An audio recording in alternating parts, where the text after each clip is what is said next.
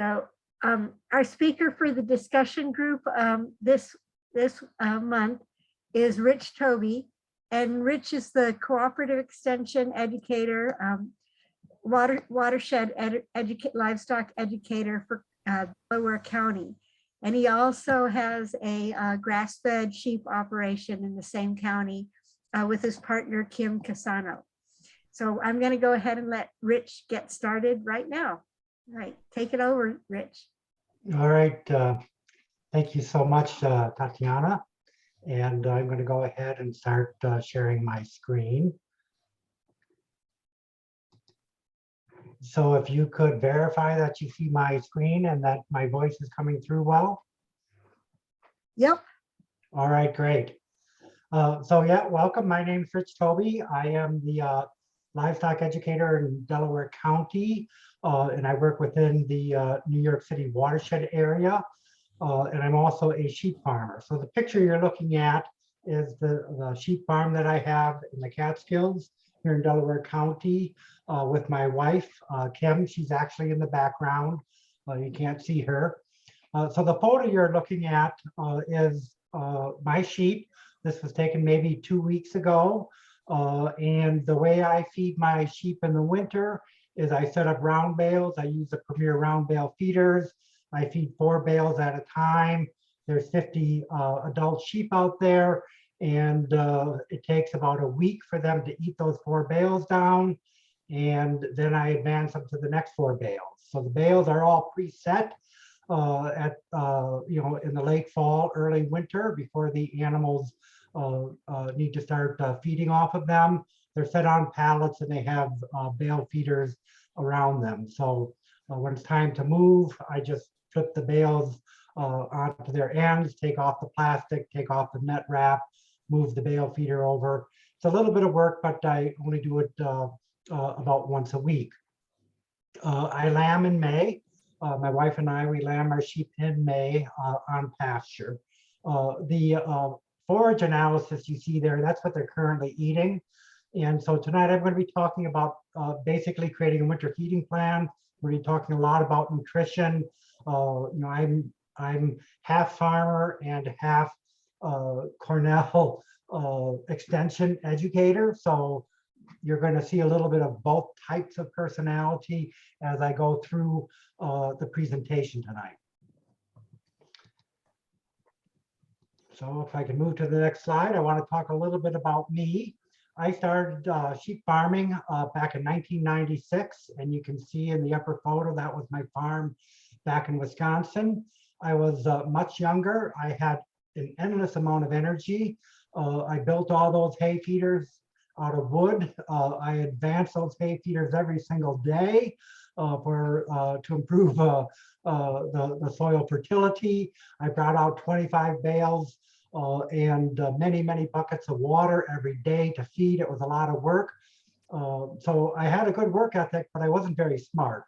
I didn't really know what I was doing. I had gone to a short course at the University of Wisconsin-Madison, learned as much as I could. I was getting help even from the state extension specialist, Dr. Dave Thomas. I don't know, Tatiana, if you remember Dave Thomas or not, or ever met him, but he was giving me some information. But I was a hard worker, but a little bit dense. I didn't fully understand everything. I was making a few mistakes, and most of them were related to nutrition. I didn't test my forages back then, and I ran into a couple of issues. And so that's how I really became interested in nutrition. I've done a lot of kind of self-education. I've had just a couple courses in nutrition. I'm not a nutritionist. I'm kind of a generalist that focuses on all sorts of aspects of all sorts of livestock in my professional job. So I've been in extension for 13 years. My flock is grass-fed or mostly grass-fed. I started with sheep dairy. I did a sheep dairy for about 7 years. But currently my system is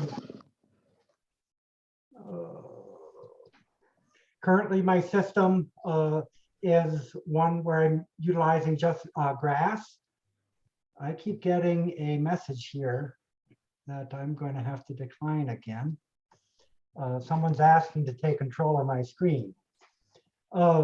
So I have full feed. I want feed, whether it's pasture, I want enough pasture in front of them every day, or if it's winter time and I'm feeding round bales, I want them to have access all the time. And I use the digestibility of the feed to try to control intake and the nutrient density of the feed to try to control how many nutrients they eat, so they can eat as much as they want, but in doing so, they eat what they need. And so I want their nutritional requirement met. I want to maintain proper body condition of them throughout the year, and I want it to be relatively labor efficient. So those are some of my goals. Those are some of the things that I'm thinking about when I set up my feeding system. And it's only possible through the testing of forages and matching forage quality to the need of the animal at the time that it is being fed that. So I like to have my forage inventory built, meaning the bales are all on the farm. I don't make my own hay, I buy it. And I want it all quality tested before I feed any of it, so I know what's ahead of me. So that if I need to make an adjustment, if I need to feed a supplement because I couldn't get good hay that year, I know it and I have it ready and available to feed. So that's a little bit about me. The next few slides I'm going to be sharing are the extension side of me. I'm going to be talking a little bit about a ruminant, a little bit about plants, some of the science. I'm not going to spend a lot of time on the ruminant, just to remind us that basically we are dealing with ruminants, whether they're sheep or goat or cattle. They have 4 stomachs, and it's really the rumen bugs in that large rumen vat that are doing a lot of the digestion of the fibers that are in one of the feed ingredients and the plants that are being ingested. And I'm just going to kind of race through these. I'm planning on having Tatiana or Nico send out to you all in an email tomorrow a couple of resources, one of them which will be this slide set as a PDF. So there's 4 stomachs, as we know. We're on the picture here. We can see what is the left side of the rumen. And so maybe you've heard of the thing when you're looking at the animal, is it eating enough? You can say lefty lunchy, righty repro. So if it's got a full rumen, it'll be a little bit more distended on the left side, because on the left side of the animal, that's where the bulk of, basically the only thing there is the rumen. So if it's full, it's going to distend that side a little bit. There's 2 more stomachs, the omasum and the abomasum. There again, you see the right side of the digestive tract. And there's the omasum, the abomasum, which is the true stomach. And then there's the intestines. This will be a resource. If you're interested in it, you can look at it when you get the resource tomorrow. Also, there are grazers versus browsers and intermediates. So there are some physiological differences in terms of one of the big ones is the size of the hole between the reticulum and the omasum. In the intermediates and browsers, it's a little bit bigger, which allows more feed to pass through. There's other differences there. Again, I'm not really wanting to talk too much about this tonight. And there's different mouth parts. So in the upper right, you can see a cow, they sweep with their tongue, whereas sheep and goats, they're basically using their lips and their teeth and the upper part of their palate to pick and tear their feed. But one of the things I do want to point out is that ruminants, in the process of chewing their cud, they produce a lot of saliva, and that saliva is very important for buffering the rumen and helping maintain the pH in that rumen. And it also contains a lot of enzymes. So when they're eating primarily roughage, which in my situation, that's all I'm feeding, the ruminants produce a lot more of the saliva in the course of eating their feeds every day. And they ruminate, which means they bring their cud back up. The esophagus is bidirectional. Again, that's when a lot of the saliva is added. They masticate their feed, so they're re-chewing it and swallowing it.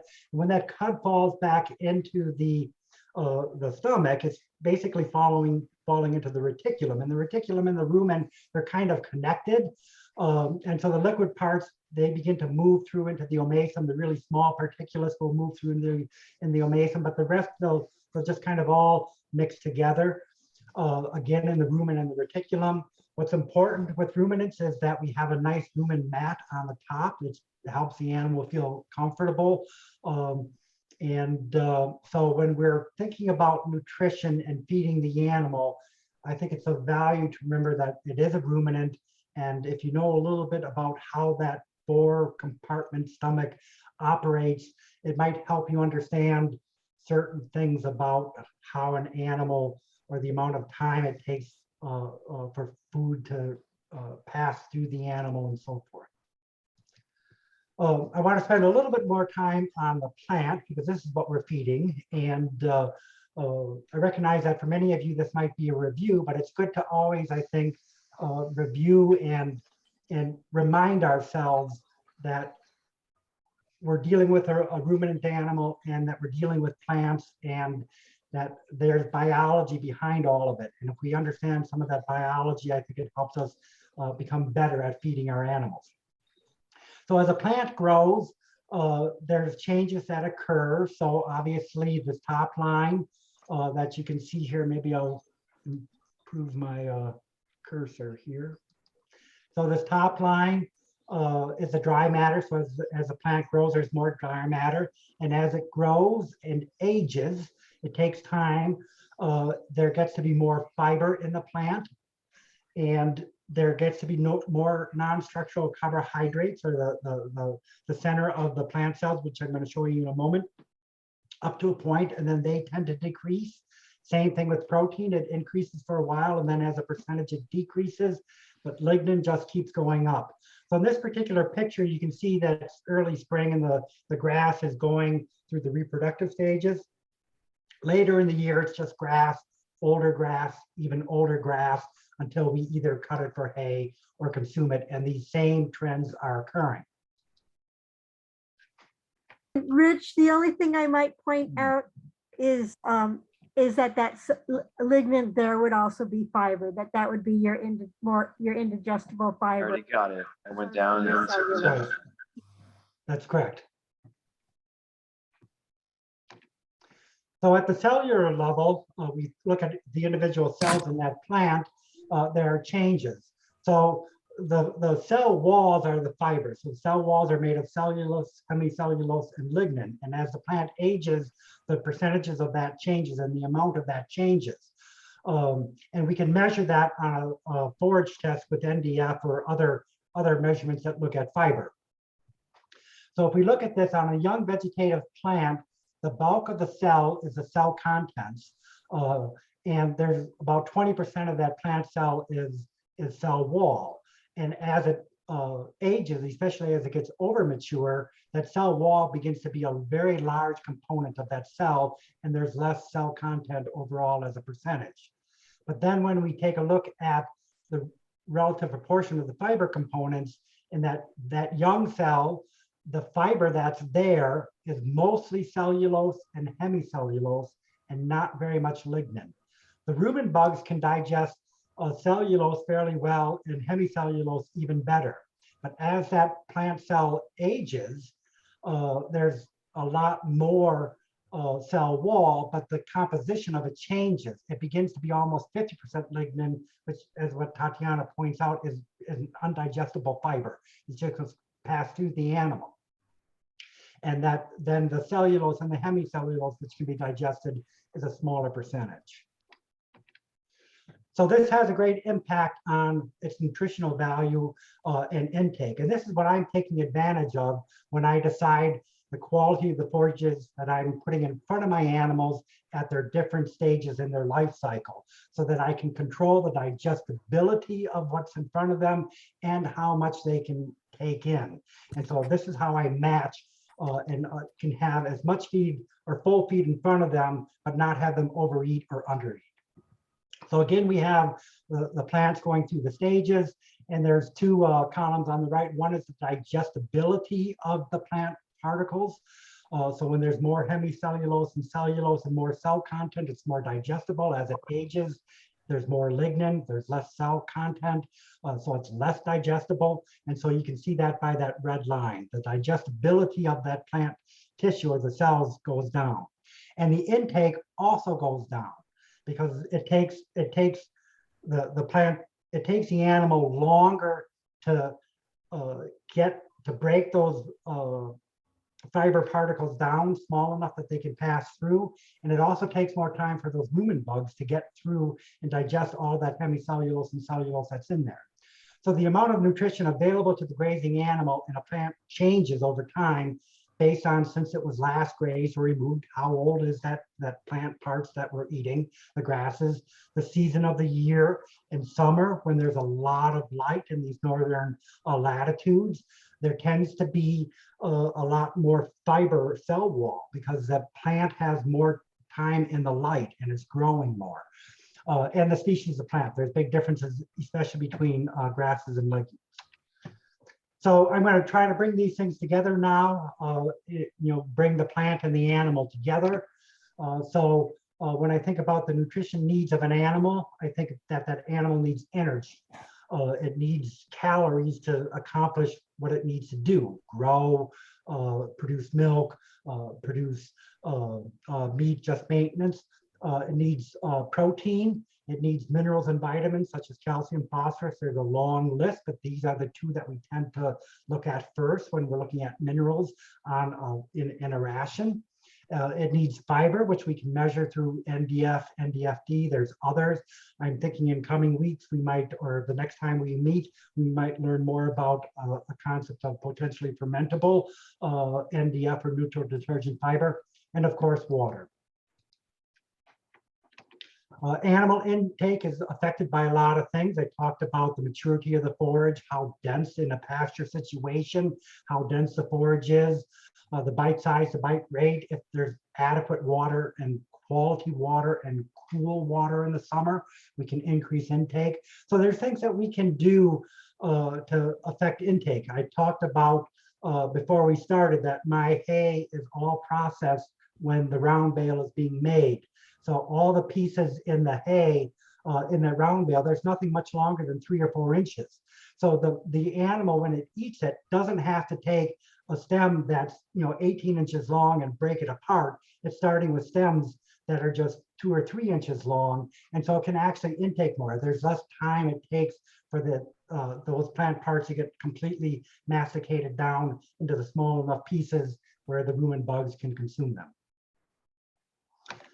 And then we know that nutrition needs vary based on where we are in the life cycle. I'm going to talk more about that a little bit later. So it's important to get it right. If we have too much energy, we have problems. If we don't have enough energy in the diet, we have different problems or different causes of certain problems. Pregnancy toxemia is an issue with both overweight animals and underweight animals. Same thing with protein. If there's too much, we have certain types of challenges. And if we don't have enough, we have other types of challenges.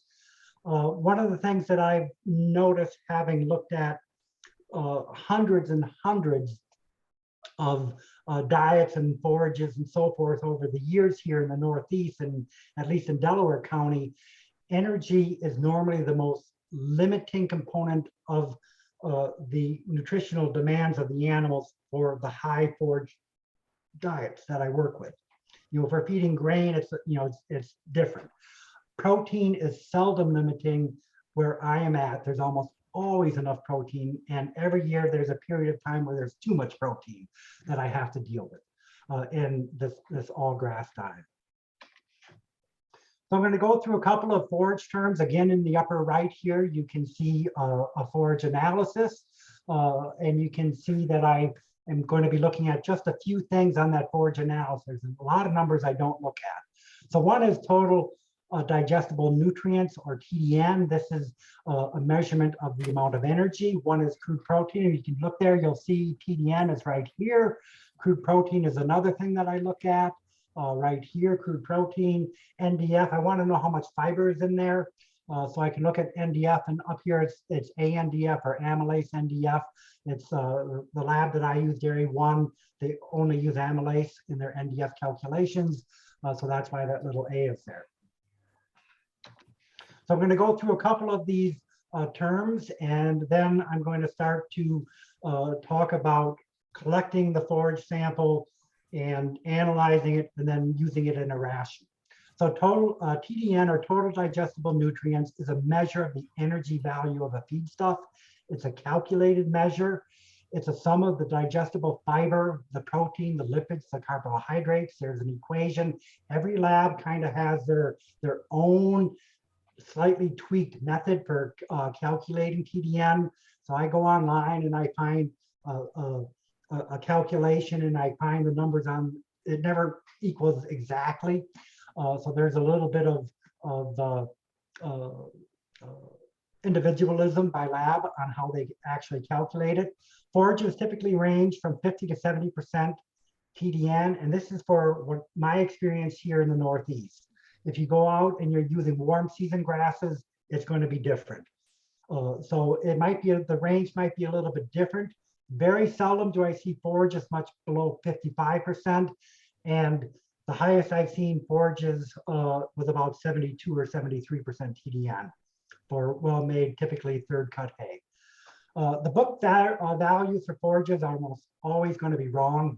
I don't use them. I want to test. There's so much variability. There's so many things that determine what the feed value is of a forage. It's really critical to test if you really want to know. Crude protein. This is an area that I don't know an awful lot about, but crude protein is a measure of nitrogen content in the feed. It can be divided into various portions, and there's a lot of numbers on a forage sample that are related to protein. A lot of times they're going to break it out into protein that can be degraded in the rumen by the rumen bugs, and that protein which passes through the rumen and gets digested later on in the digestive system. And there's other protein numbers. One that you may want to pay attention to is the insoluble crude protein, or the heat damaged protein.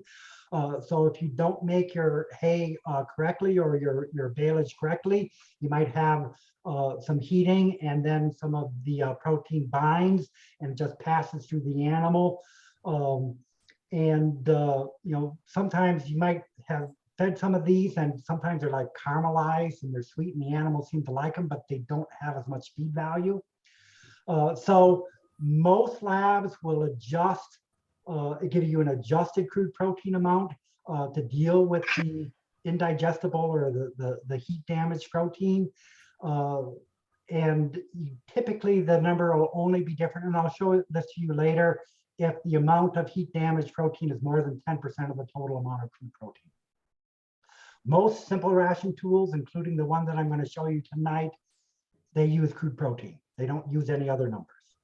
So that's the number you would pull off of the sample. NDF, neutral detergent fiber. So we talked about the different kinds of fibers that represents the cell wall material. So the number that most often are used by nutritionists is NDF, or the neutral detergent fiber. And that includes the hemicellulose and the cellulose. And one of the things you can see on this chart here is that non-ruminants like us, we can digest the cell solubles in the center of the plant cell. We can't digest much of the fiber. It's good for us. It helps us keep ourselves regular. We should be eating fiber. But that's what makes ruminants so special, is that all of those bacteria and all the other microorganisms, they can attack those fibers and turn them into fatty acids and other things that the rest of the animal can then ultimately use. And so they are more digestible. All right, I think that's enough of the nutrition terms other than water. We all know what water is. The fastest way you can create a nutrient deficiency in your animal is to stop giving it any water, especially in summer.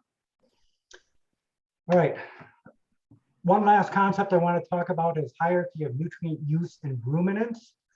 So when an animal starts eating for the day, it's using the nutrients first for its maintenance, so it can live another day.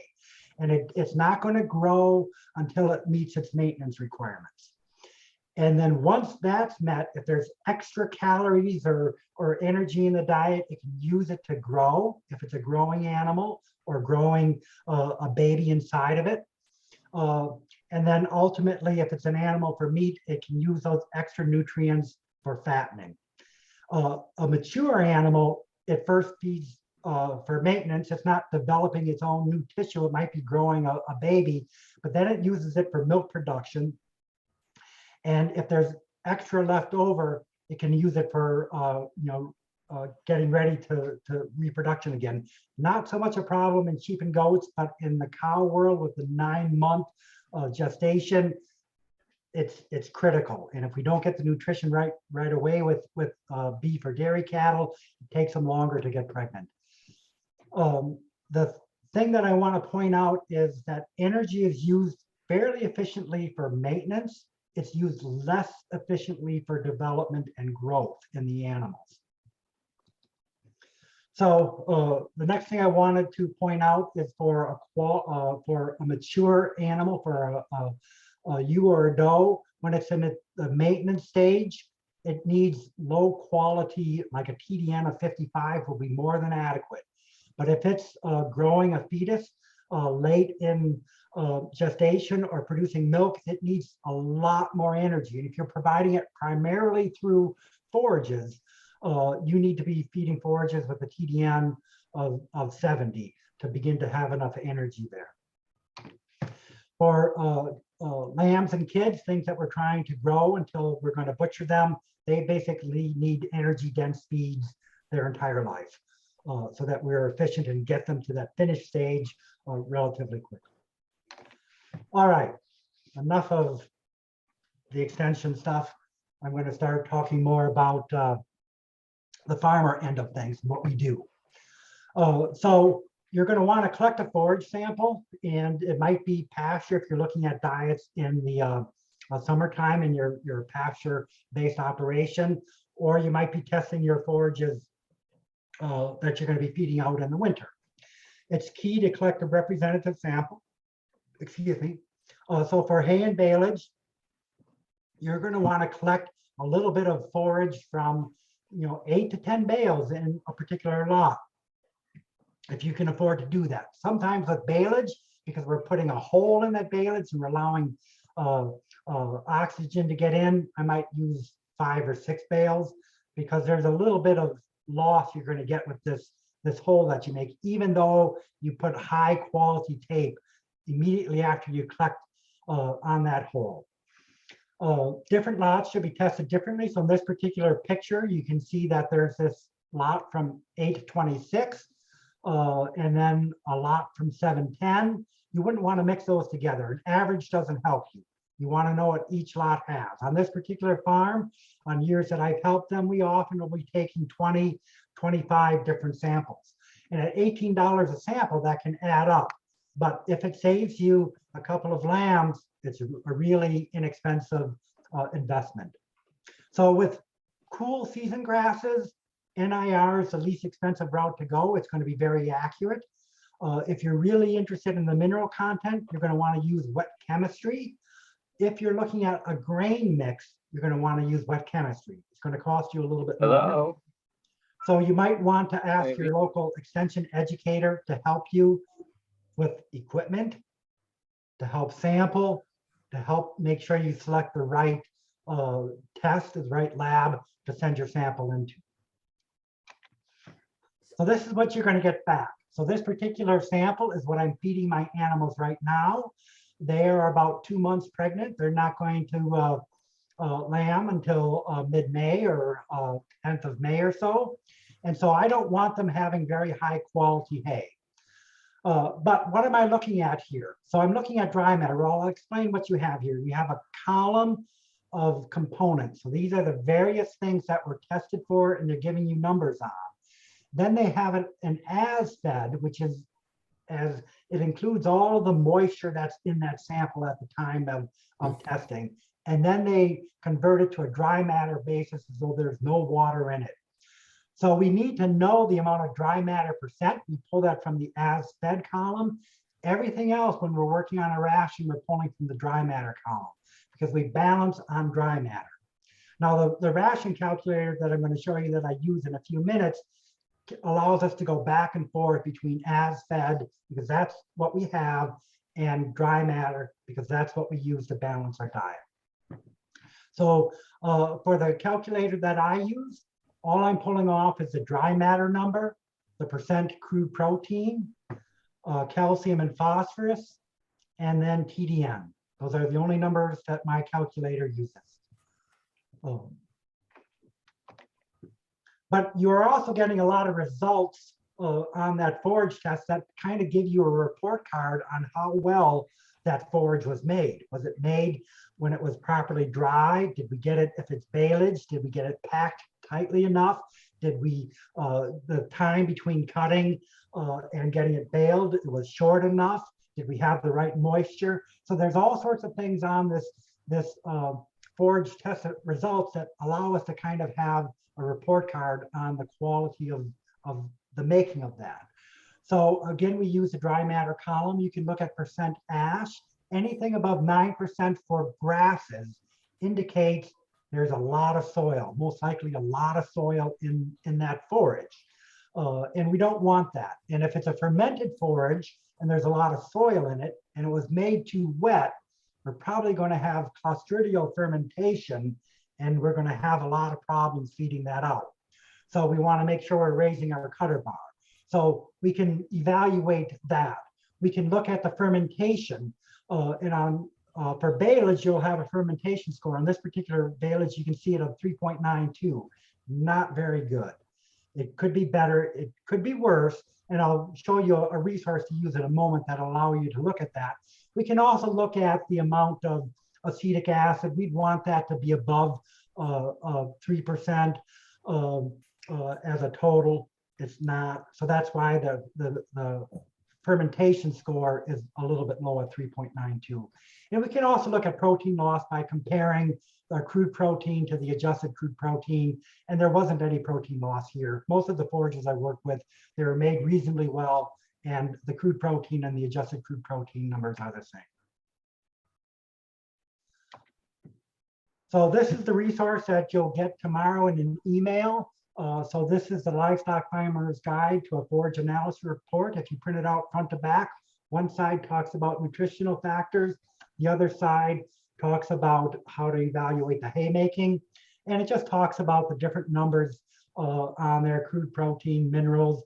There's NEM and NEG. I work a lot with beef cattle and growing cattle. Those diets I use net energy of maintenance and net energy of gain for that. That's why I've highlighted that out, and then I got TDN. And then on the reverse side, you're talking about the desired moisture levels for the different types of forages, conservation methods that you're going to be using. And we talk about the silage fermentation. You can do a fermentation analysis on your forage. It costs a little bit more, but then you'll also get butyric acid, propionic acids, a couple of others, and you can really begin to tease apart if you have a problem forage. It might be worth doing this. Then here are the BFA scores, the volatile fatty acid score, and the ratings. You want it to be 8 to 10 is good, 6 to 8 is satisfactory, 3 to 6. We had something between 3 and 6 on that last forage sample, needs a little improvement. Anything that needs improvement or poor, I would kind of highlight when I'm feeding out, because you might have a problem there with it feeding out well. Okay, so now to the ration calculator. The one I use is on the Maryland Small Ruminant page. So that's at sheepandgoat.com. I click on resources. There's a drop-down menu. I click on spreadsheets. I go to the nutrition section. There's 3 of them there. There's one for dairy goats. There's one for meat goats, and there's one for sheep. So that's where you can get it. They're relatively easy to operate. And I'm going to show you a little bit of how that's done. So I have sheep, and this is my actual feed inventory that I have on hand. So I have some first cut that I'm feeding out right now. You can see the TDN relatively low at 58, and I have some second cut that I'm holding for later. And some third cut that I'm holding for later, and the TDNs are 66 and 69, much higher. And then I have my sheep mineral in there because I'm feeding mineral. And then I also, as I'm lambing in spring, I'm feeding a combination of hay and pasture at lambing time and late gestation, early lactation.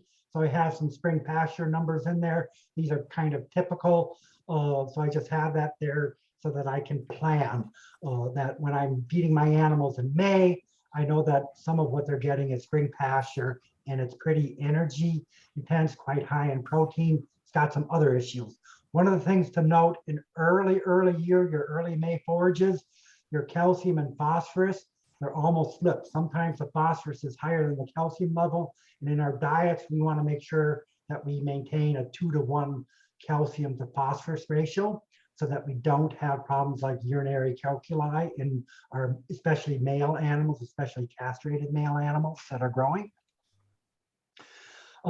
So there's an intro page on the bottom here. This is an actual snip of the evaluator, and you can see that there's multiple pages.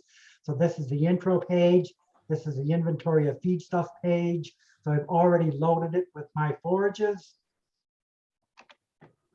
This is the one of the things is that I talked about before. The physiological stage determines nutrient need. So my animals, I assume, weigh 154 pounds.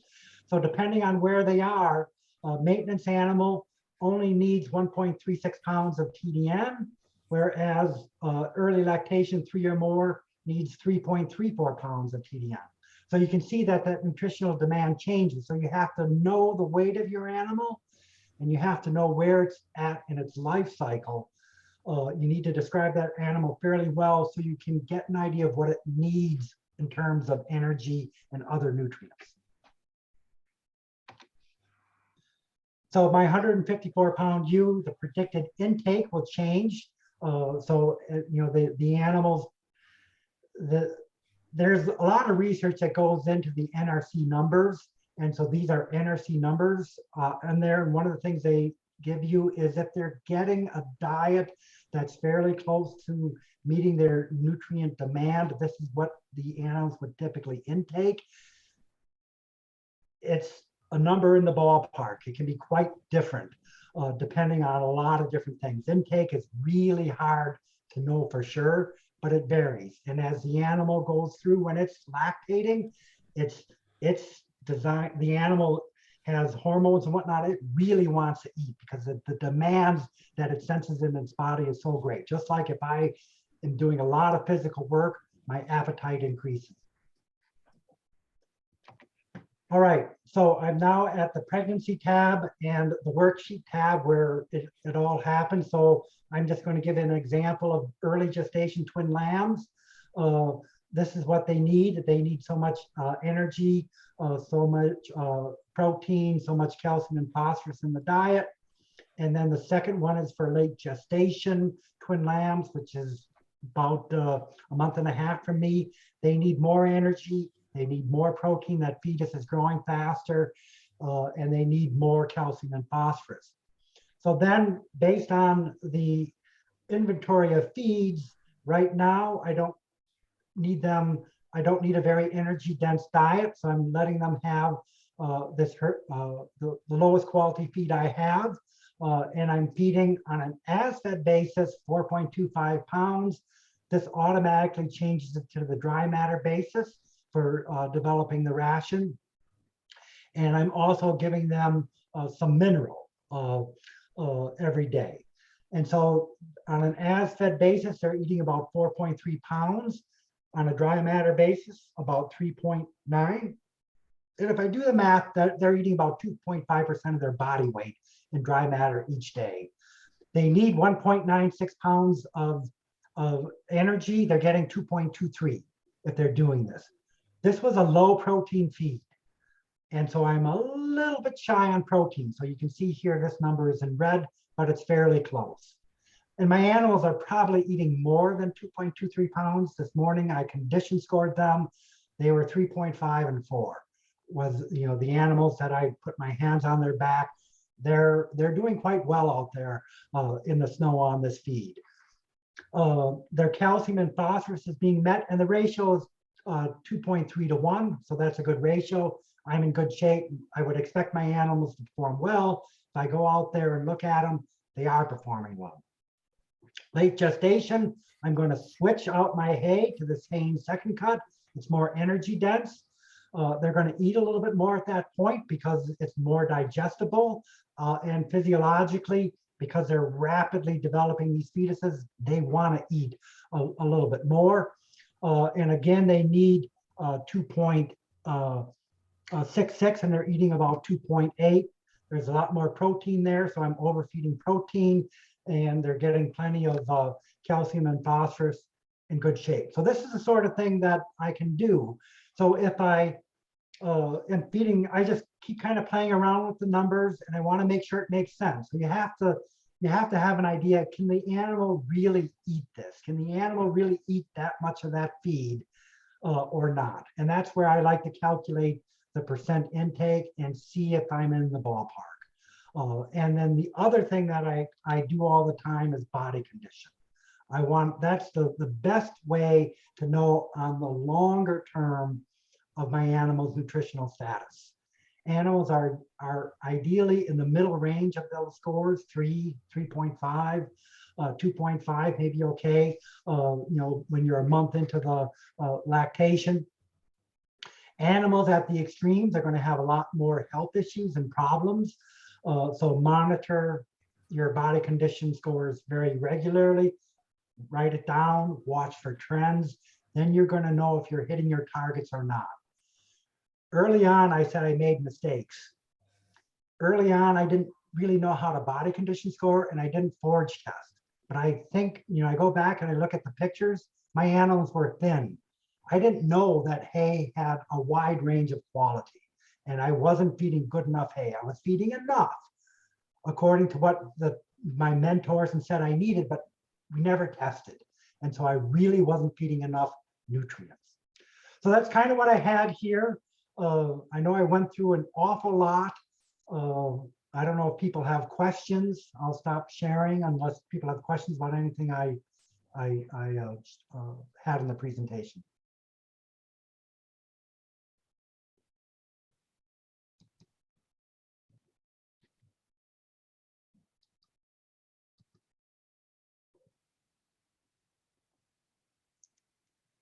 Tatiana, are you going to, or somebody going to? I see someone has their hand raised. I think if people want to go ahead and just speak out, if they've got a question, that would be fine.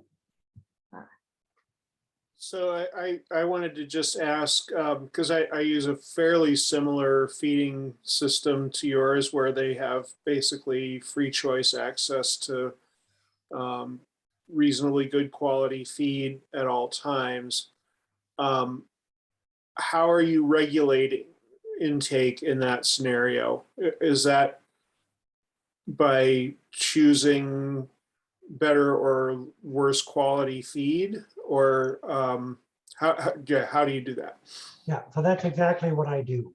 So at this time of the year, I'm still in the early parts of the gestation. It's basically maintenance. So I'm looking for the worst feed I have on the farm, and that's generally a fairly good match. They're not going to be able to eat as much of it, and it takes longer to pass through. They don't get as many nutrients out of it because there's more lignin in it, for example. So I'm regulating that, the density of the nutrient in the diet by the quality, and its intake by the quality. So that's exactly how I do it. How self-regulating are the animals? Because they're in your case, in groups of 60, which is about what ours is. How self-regulating are the animals in this size group? Well, I have 4 feeders, so all the animals can have access at the same moment in time if they want. So that works fairly well. One of the challenges with these bale feeders and my bales is I do have to, after 2 or 3 days, I have to go in there and I manipulate the hay a little bit to make sure they have access to it. But I don't have competition problems. I just make sure there's room for everybody. The system works out fairly well. The other thing I wanted to point out, I only have mature ewes this year. I don't have any replacement animals. If I had replacement ewe lambs that I'm also breeding, they would be in a separate group and they would be getting much, much higher quality hay all the way through. That's a good question. Why don't you Because mute? they're growing as well as trying to support a pregnancy. Well, so you'd keep them separate. Grouping is critical if you're going to, in these types of feeding systems. You want animals with similar needs grouped together. If I had growing animals that needed a lot or a replacement animal and I put them in, I'm either overfeeding or underfeeding one or the other. So I have to put them in groups. You'd do that in a barn too. Or at least I would. Yeah, I have two different, when I have ewe lambs, I have two different spots out in the field. The animals are only in the barn a few days before shearing, and if the weather is bad, a few days after shearing. Otherwise, my animals are always outside. Question. And then I think too, if someone is in a situation where they're pregnancy testing, that's another grouping decision they can sometimes make, is if it's clear that you've got animals that are carrying lots of, very large litter size, their feed intake in late pregnancy may be compromised and they may not be able to eat as many nutrients. And so you may want them on the highest quality, on hay that's even a notch up higher, or if you're feeding, concentrate feed as well, on something that's a little more dense in nutrients. And so if you are preg checking, getting that information from your vet on how many, sorry about the dogs, how many fetuses they think are there can also be helpful for grouping, depending on, of course, on the size of your herd or flock. When I had a sheep dairy, the animals were very prolific.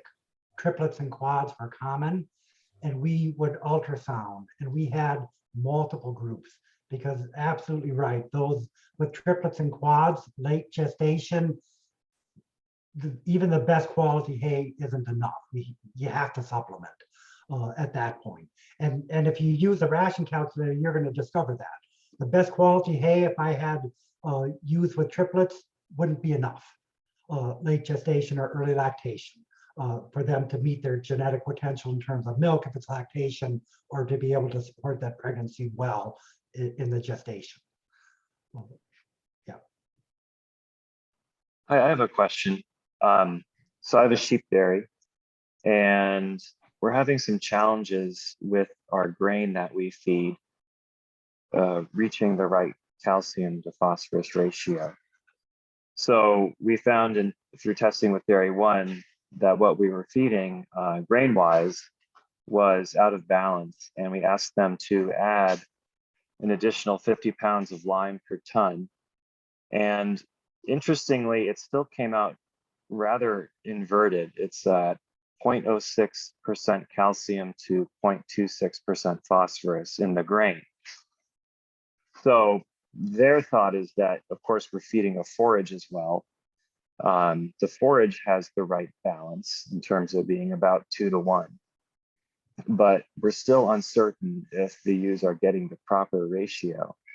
We do offer a free choice mineral, and that would certainly offset the phosphorus, but we can't always guarantee that they're taking that in because it's a free choice situation. So is your grain a whole grain, or are they making a grain mix? It is a whole grain mix. So it's a mix of roasted soybeans, barley, and whole corn. Those are pretty much the ingredients. We add 50 pounds of lime per ton. We've had some dust issues. They're a little bit reluctant to use molasses, especially in the winter. A couple of tons ago, we had a block instead of free-flowing grain. So to control the dust, we don't really want to increase the lime too much more. I would think that 50 pounds in a ton is already a fairly significant amount. Yeah, I would think so. You can use a ration calculator to figure out what your final 2 to 1 ratio is. The ration calculator I was showing does that, but maybe somebody else, Tatiana, or somebody else might have a better suggestion in terms of what you're actually feeding as a way to get more calcium into that into that ration? Nico might well have something to say, but one of the first things I would check is to make sure that they're not putting any additional phosphorus into the feed, into the grain. And then if you're feeding a trace mineral, that's where you can really make sure that you've got the lime mixed in with the trace mineral, with the salt, and that Right. have no phosphorus in there, in the trace mineral. And then that will usually really help to balance things out. So that, and it's hard when you're mixing lime into the feed and then doing a dairy one, you know, feed analysis on it. Often that lime's going to settle, so you may not be getting the true story of what's in there. But it may be that they're actually, by the time they've eaten that whole mixture, they are getting the right amount of lime. But in the sampling that's being done, it's difficult to see. So those would sort of be the two things I check. One, that they're not putting dicalcium phosphate or something into the grain as well. And then two, consider putting the lime into your trace mineral as well, into your loose trace mineral. And if you're feeding something like the Cargill sheep mineral, that has no phosphorus added to it and is very high in lime. And so that would, you know, balance you out there as well. Okay, great, thank you. The drawback of adding limestone to a free choice mineral is that it's going to have the effect of reducing the intake of the trace mineral component of the mix, because they'll still eat the amount that they need to satisfy their craving for salt. And if they're taking in, you know, an ounce of that a day, and 2/3 of that is salt and limestone, and 1/3 is the trace mineral mix, as opposed to, you know what I'm saying? Right, but Brent, what I would be talking about is looking for a trace mineral that already has that 2-to-1 lime, 2-to-1 calcium to phosphorus in it, or has even more than that as far as higher calcium ratio. Like that's why I mentioned the Cargill sheep mineral. Okay. Because as Bill said, if you're just adding in extra lime, though one thing to do is check the consumption, average consumption that you're getting per head on your trace mineral, because on some of your really palatable trace minerals, you're already getting more than what they're saying on the package you need, on the bag you need to be getting. And so you're actually going to be okay in the other minerals. But often you can find a trace mineral that doesn't have phosphorus in it. Right, okay, we use the Fertrell NutriBalancer. Yeah, for you might want to look at what else Fertrell has to offer. And you may not actually be needing the balancer. You know, it may be that going on Grazier or something would work, but check around and see what's out there. Okay, all right, thank you. I did look in the chat and there was a couple of questions there that we didn't answer yet. So one was, do you combine, when I was talking about sampling the forages, do you combine the samples from each lot, or do you run samples on every bale and then average the results? So I do the first. I collect samples from multiple bales, as long as they're from the same lot. I don't want to mix different cutting dates or different fields, because the forages could be different. I mix those together so I have a representative sample, and then I just get one analysis back for that lot, and then I move on to the next lot or the next field or the next cutting date and collect the samples. And then there was a question about what's a general difference of first versus second versus third cutting. Some of the absolute highest new TDN forages can be made very, very early. And that's what dairy farmers often do. You can't make dry hay. It's going to be turned into haylage or baleage. But I don't really have a difference. My difference is the test. And then I use the information on the test result to tell me, because I can have high quality or low quality first cut. I can have high quality or low quality second cut. There's a lot of things that go into what the actual nutrient content and energy density of the forage is in any particular forage that I'm collecting. So if you ask me the question, I want to make some really high quality second cut, I could give you an answer. If you wanted to know how I could make some lower quality second cut, I could give you an answer. So I don't know if I'm fully answering your question.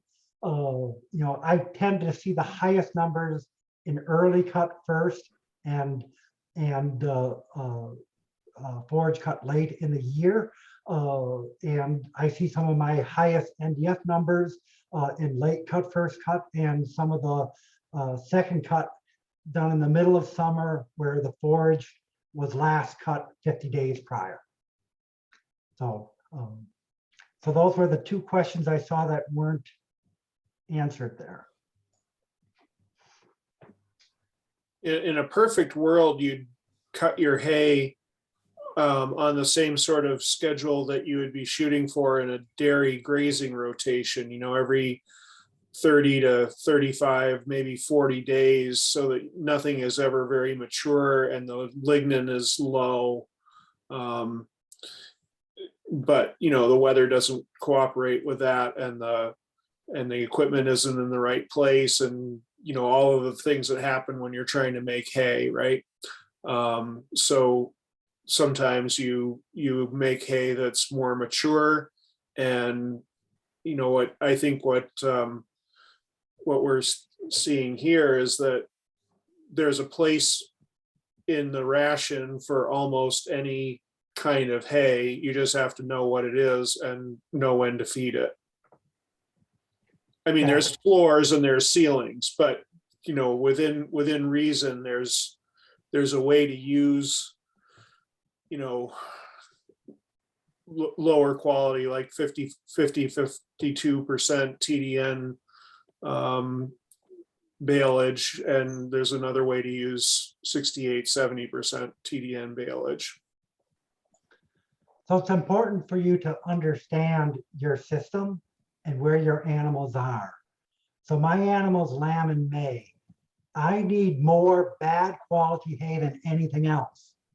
I don't want an awful lot of good quality hay because I don't have much need for it. And that's how I set up my system. So I want my hay cut in July, and it hadn't been cut yet. That type of system does well for me, and it dries fast. I want to use dry hay.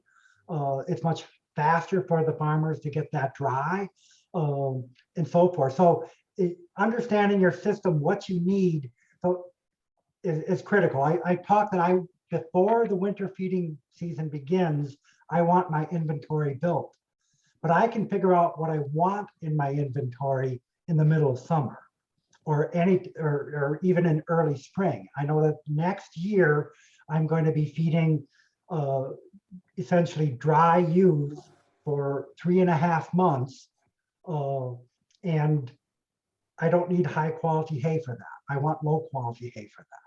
So understanding where you are, if I'm a dairy, when I was a sheep dairy, I needed a lot more high quality hay. I lambed much earlier in the year. So some of my winter feeding season coincided with when my animals needed really high nutrition. And so I didn't want hardly any bad quality hay in that system, and I needed a lot of high quality hay.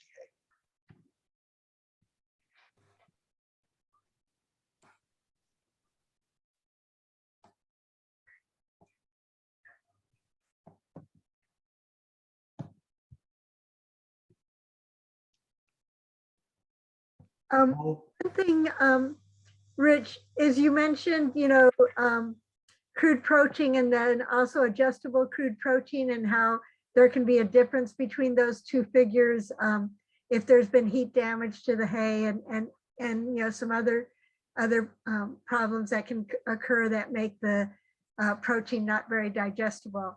And I was going to say that actually when there's a pretty big difference between those numbers, Susan Shanian's program or that Maryland program would actually, I mean, it's fine to use the adjustable crude protein figure in there rather than the crude protein in that situation. Because the assumption generally is that that protein isn't having a special problem with it. Yeah, I think that's good advice. So if you're using dairy 1, you're going to get on every sample the crude protein and the adjusted crude protein. Just use a smaller number of the two. Right.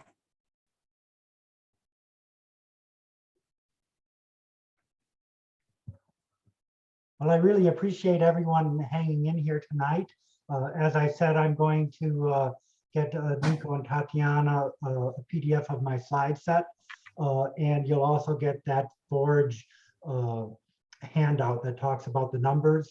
And if at any point you want to call me up or email me, I'd be happy to talk with any of you about sheep or goat nutrition.